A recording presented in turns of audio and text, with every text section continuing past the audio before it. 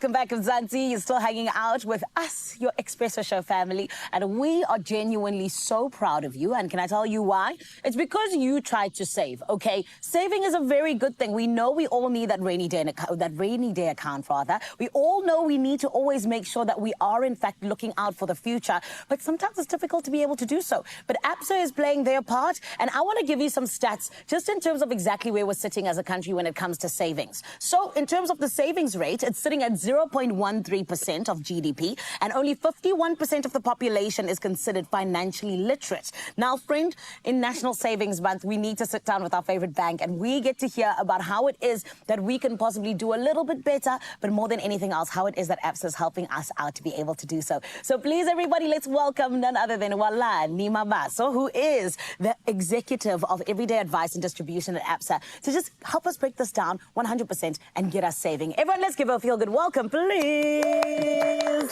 Walani, how are you? I'm very well, and yourself? I'm amazing, thank you. Let's jump right into it, because I need us to get saving. So I want to know, just in terms of Savings Month this year for Absa, how exactly is it that, you decided to go in the direction of just really focusing and letting us know that that's what you're about this year?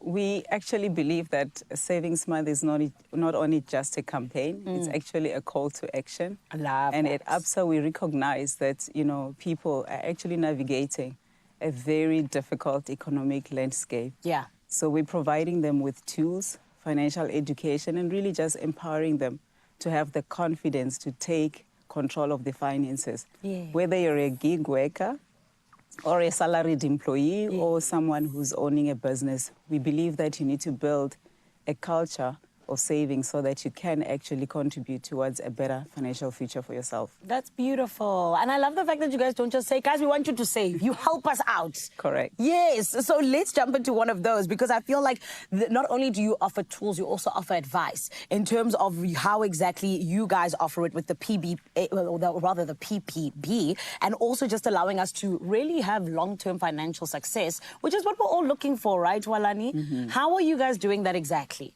So what is amazing is that we don't only just apply the same lens to everybody. So we believe that we need to actually cater for you according to your financial stage and journey with you.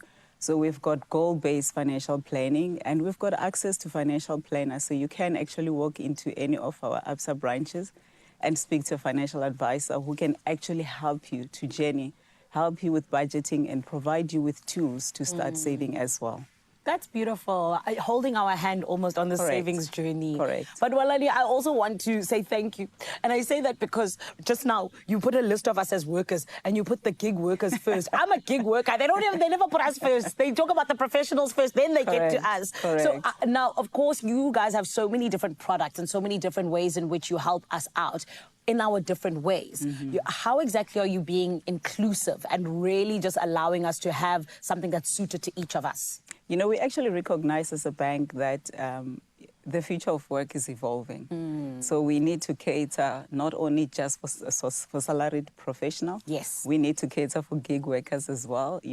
People are not having the traditional 9-to-5 type of employment model. Yes. And as a result of that, we've got FlexiSave kind of accounts where you can actually go and save without necessarily having a regular income.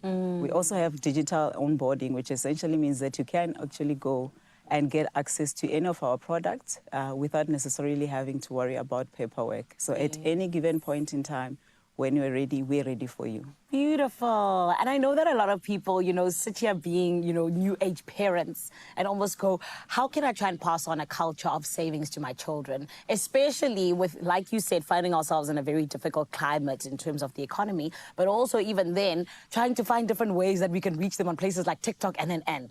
What are practical steps that you would give to parents who want to pass on the culture of savings to their children? The culture of savings starts at home, right?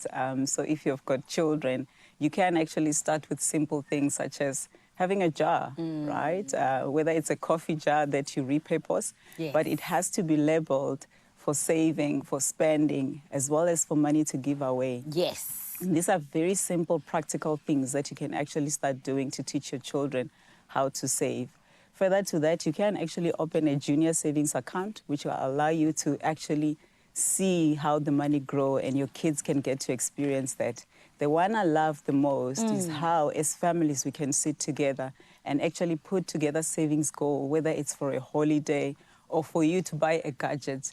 Really get your children to contribute to that. Yes. Let them work, let them do some chores so that they can at least earn some money and contribute to that as well. Beautiful. But lastly, yes, we have to lead by examples as parents. They need to show, to see from us that actually it's not going to happen right away. So we need to teach them about delaying gratification, quick Yes. gratification, and wait for those moments when you've saved enough to actually go and buy and utilize the money for anything you want. beautiful. And of course, I also love the fact that you guys really love, putting in our faces the way in which we can also just use digital tools to really move our savings forward, which I really love, such as your tax-free accounts and things like that. Yes. Which one is your favorite? That's the last thing I'm going to put you at. Well, which one is your favorite in terms of the digital tools? We've got the Absa Rewards. It's such an amazing platform where for spending on groceries or fuel, we actually give you money back. And this is money that you get into your account. You can actually take that amount of money and start putting it into a savings account. You can use a tax-free savings account, which actually is one of my favorites because a tax-free savings account allows you to earn interest without having to pay tax. Beautiful. You don't have to pay capital gain tax. So it's a beautiful product, contribute up to 36,000 every year.